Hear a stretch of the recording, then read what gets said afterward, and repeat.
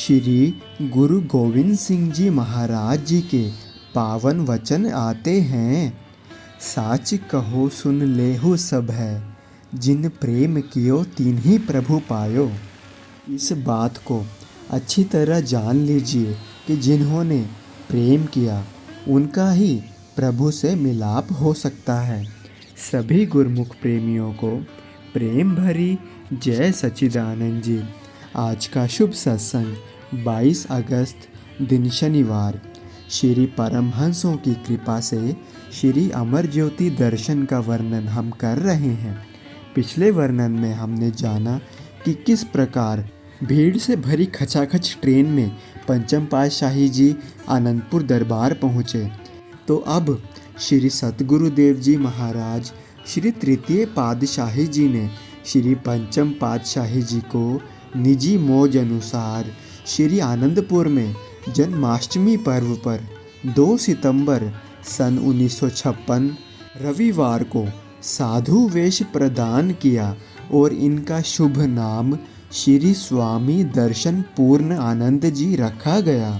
अब उनके हृदय में खुशियों का सागर उमड़ रहा था, क्योंकि उन्हें भक्ति परमार्थ के कार्य पूर्ण करने के लिए दरबार में स्थायी निवास मिल गया था और अब साधु वेश भी मिल गया था।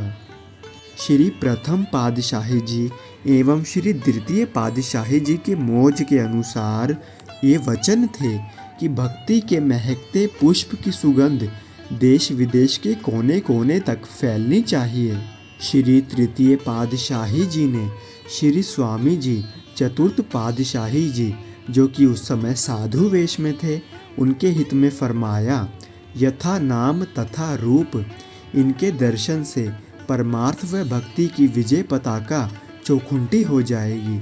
ये उचित रूप से श्री आनंदपुर का कार्यभार संभाल लेंगे, इनका विशेष ध्यान रखना।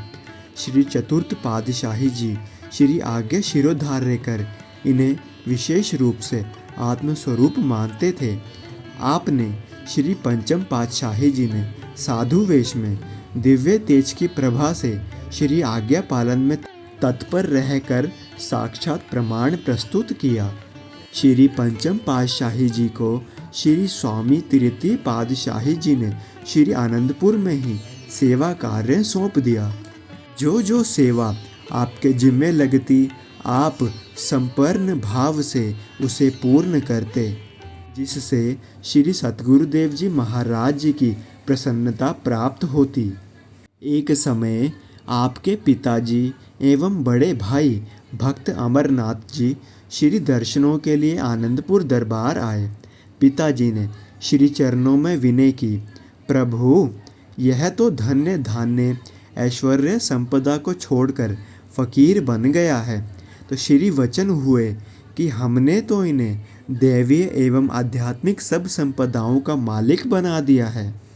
इस रहस्य को उस समय किसी की इतनी बुद्धि ना थी जो कि समझ सके कि यह संकेत किस ओर है।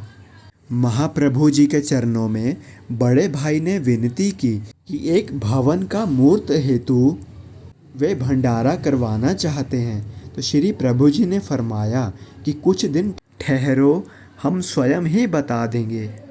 भक्त जी 10-12 दिन इसी प्रतीक्षा में रहे कि कब ना जाने संदेश आ जाए।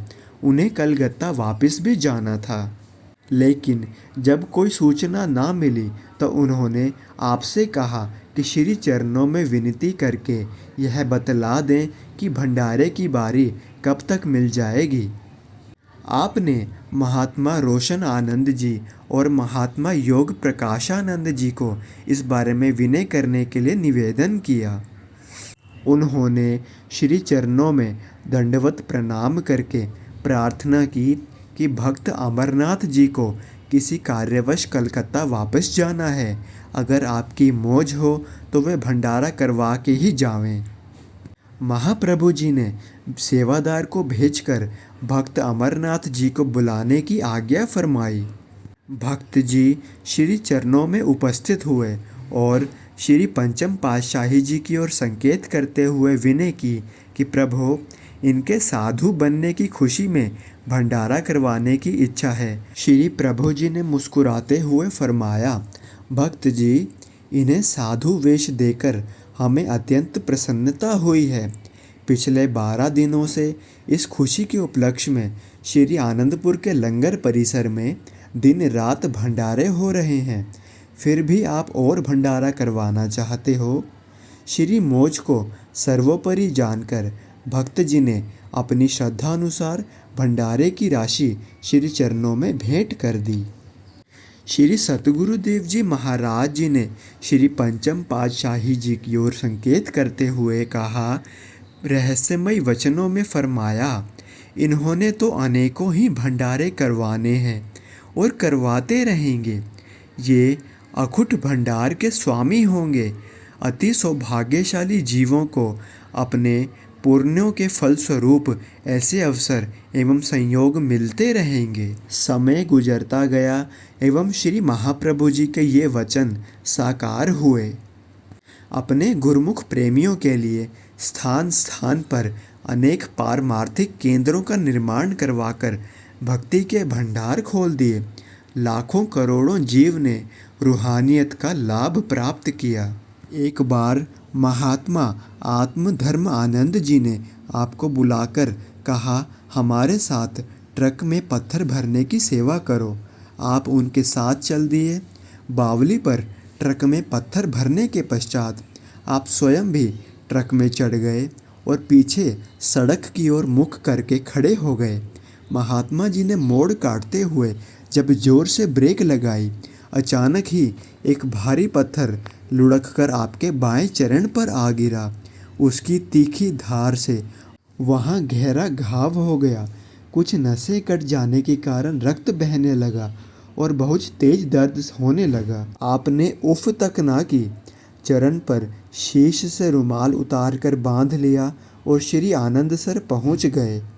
वहां पर जितनी चिकित्सा उपलब्ध थी उसी अनुसार आपके चरण पर पट्टी करते रहे। श्री स्वामी जी चतुर्थ पातशाही जी, जो कि साधु वेश में थे, उन्होंने फरमाया, आपको गहरी चोट आई है, थोड़ा आराम कर लें। आपने कहा, महात्मा जी, श्री सतगुरुदेव जी तृतीय पातशाही जी के चरण में विनय ना करना। दर्द है, ठीक हो जाएगा। यह सेवा में विघ्न है, टल जाएगा। सेवा ही जीवन है और आंतरिक सुख की दात है, इसे पाना है। उनके मुख से अनायास ही ऐसे वचन हुए कि सचमुच ही आप सहनशीलता एवं ध्याय की मूर्ति हैं। आप गुरु भक्ति में आदर्श हैं। संत कबीर जी के वचन आते हैं, ध्यान से ही हम अपनी आत्मा से मिलते हैं और एकता का अनुभव करते हैं। सभी गुरमुख प्रेमियों को प्रेम भरी जय सच्चिदानंद जी। जय सच्चिदानंद जी। हम आनंदपुर धारा SSGN के माध्यम से श्री आनंदपुर दरबार के सत्संग, स्वामी जी के प्रवचन, भजन, संतों की वाणी सभी गुरुमुख प्रेमियों तक पहुंचाना चाहते हैं, ताकि आप सभी गुरुमुख डेली सत्संग और भजन का पूरा लाभ ले सकें। और इसके साथ ही आप संतों की वाणी अपने हर गुरुमुख साथी, गुरुमुख प्रेमी के साथ शेयर कर दें, ताकि सभी आनंदपुर रूपी डोर के साथ जुड़े रहें। बोलो जयकारा बोल मेरे श्री गुरु महाराज की जय।